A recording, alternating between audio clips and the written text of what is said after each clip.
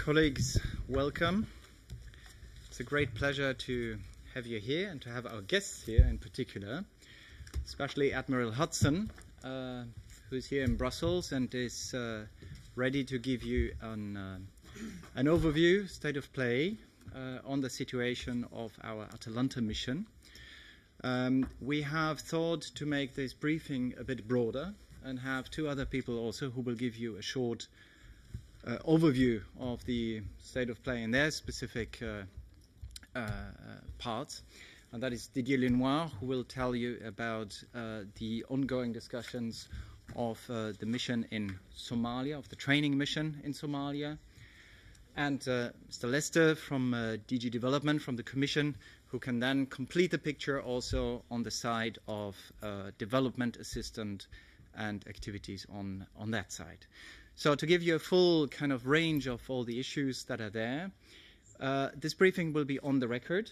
We will have time after the introductory statements by the three gentlemen for questions. Admiral Hudson, please.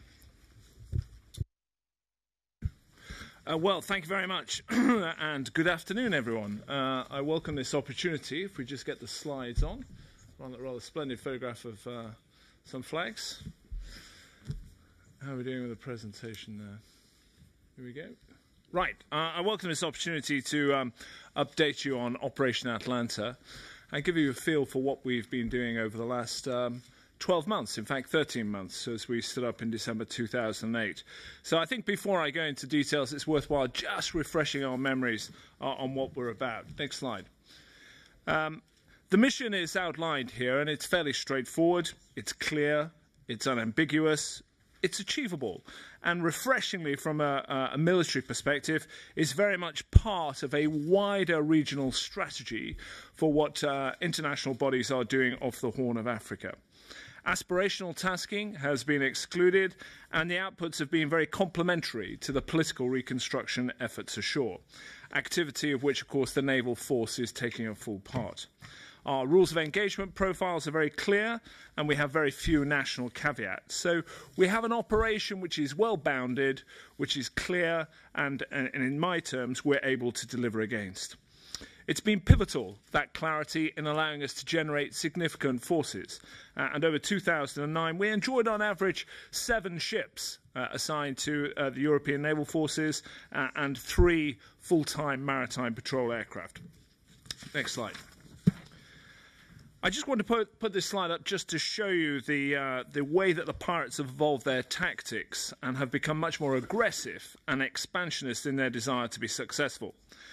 I suppose it could be argued that our success in the Gulf of Aden, which I'll come to shortly, and close into the Somali coastline, has forced the pirates further offshore, thus complicating our task. Now, this expanding lozenge does make it increasingly challenging to be successful in countering the threat, particularly in the Somali basin. And it does reinforce the need to ensure tight linkages between the military organisations and the merchant or the commercial communities. It's only by adhering to that advice, working together in partnership, that we can effectively reduce the risk of pirate attacks in this huge, huge piece of ocean. And we continuously work with the merchant community at improving our dialogue and improving our procedures. And the majority, I stress the majority, not all, of the merchant community are now heeding our best management practice. It's impossible to eradicate piracy. We're not here to defeat it in the Somali basin. We have neither the assets nor, given that huge expanse of ocean, the time to do that. So it's a truism that what we want to do is to minimize the risk of the pirates being successful and make sure that we reduce their chance of success. I believe we're making a difference in that field. Next slide. Of course, the World Food Programme and the difficulty in supporting the humanitarian aid programme into Somalia was right at the foundation of Atalanta in 2008. And not surprisingly, now we have very good links with the Office of the World Food Programme, and the EU has ensured over 50 convoys the safe delivery of 300,000 tonnes of food, principally into Mogadishu. It's a demanding task in terms of assets. It's a demanding task in terms of time. These ships are small, they're slow, but they are absolutely crucial to the stability of the populations in that part of Northeast Africa. So we have it as our top priority for work. We also support the African Union's AMISOM mission in Mogadishu, the armed forces of Uganda and Burundi who are supporting the TFG in terms of security, and we make sure their logistics ships, which run principally from Mombasa, servicing them, are safe and secure as they move upon the high seas.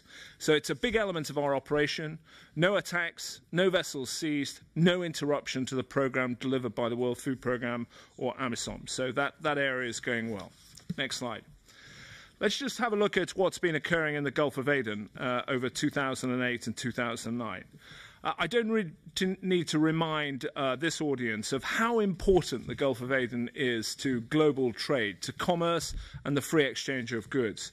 Between 25 and 30,000 ships a year transit through this area in and out of the Red Sea and the Suez Canal. So it's extremely important.